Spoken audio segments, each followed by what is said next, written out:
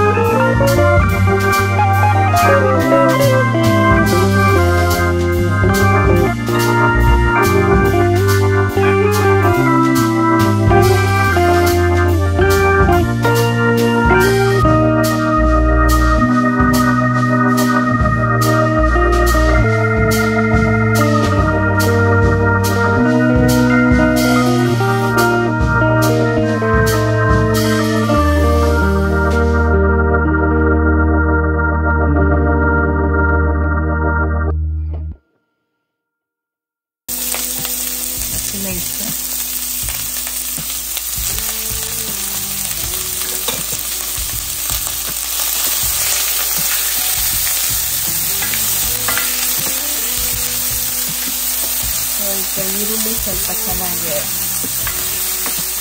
ತಿರುಗಿಸ್ಕೊಳ್ಳೋಣ. ಇದೊಂದು ಸ್ವಲ್ಪ transparent ಆಗಬೇಕಷ್ಟೆ.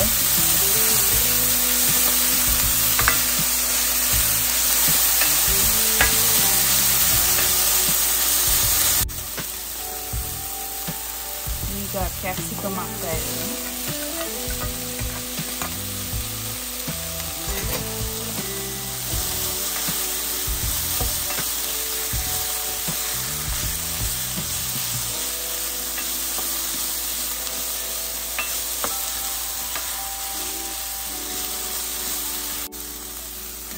Tomato ಹಾಕ್ತಾ ಇದ್ದೀನಿ.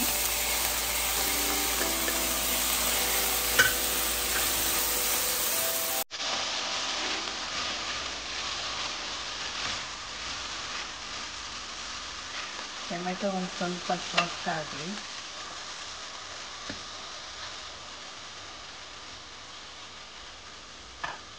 ಸ್ವಲ್ಪ ಅರಿಶಿನ ಹಾಕೋದು.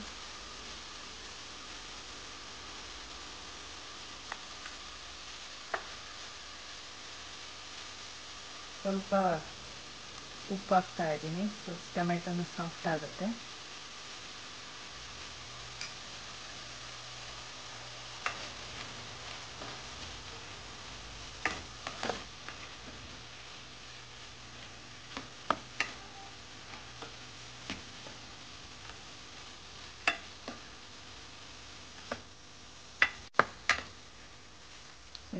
ಕ್ಯಾರೆಟ್ ಹಾಕ್ಕೊಳ್ಳೋಣ.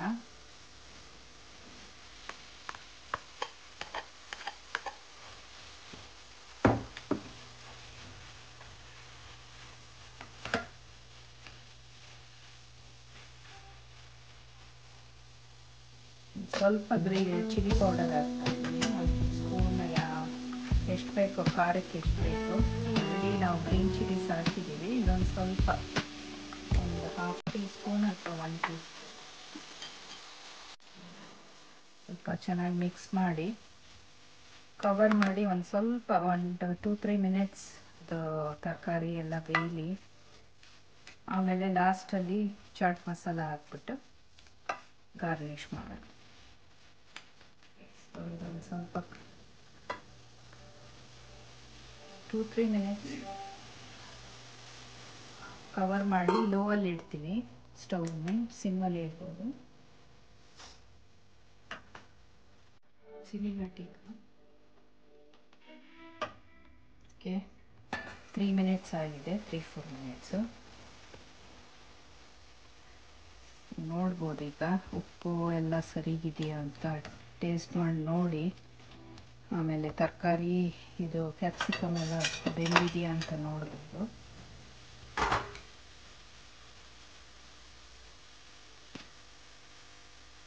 ಸೊ ಎಷ್ಟು ಬೇಕಾ, ಇನ್ನು ಸ್ವಲ್ಪ ಬೇಯಬೇಕು ಅಂದರೆ ಇನ್ನೊಂದು ಮಿನಿಟ್ ಇಡ್ಬೋದು. ನನಗೆ ಸಾಕು ಅನಿಸ್ತಾ ಇದೆ. ಸೊ ಈಗ ಒಂದು ಸ್ವಲ್ಪ ಚಾಟ್ ಮಸಾಲ ಆ್ಯಡ್ ಮಾಡ್ತಾ ಇದ್ದೀನಿ.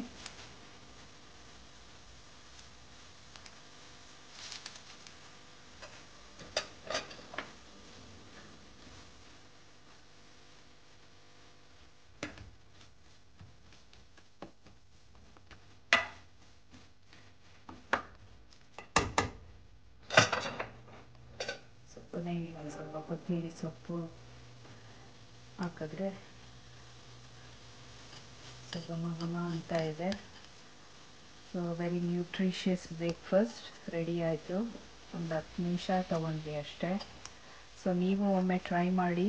ಸೊ ಬೆಂಗಳೂರಲ್ಲಿರೋರು ಬೇಕ್ರಿ ವಿಸಿಟ್ ಮಾಡ್ತಾ ಇದ್ದರೆ ನಿಮಗೆ ಸಿಗುತ್ತೆ. ನಮಗೆ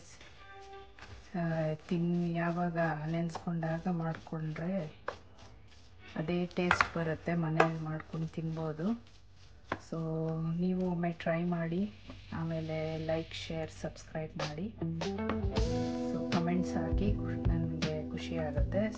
ಸೊ ಈಟಿಂಗ್ ಮಾಡೋಣ, ಸರ್ವ್ ಮಾಡೋಣ ಬನ್ನಿ. ಸೊ ಈ ಥರ ಜಸ್ಟ್ ಎಷ್ಟು ಬೇಕೋ ಅಷ್ಟು ಒಂದು ಸ್ಪೂನಲ್ಲಿ ತಗೊಂಡು ಹಾಕಿ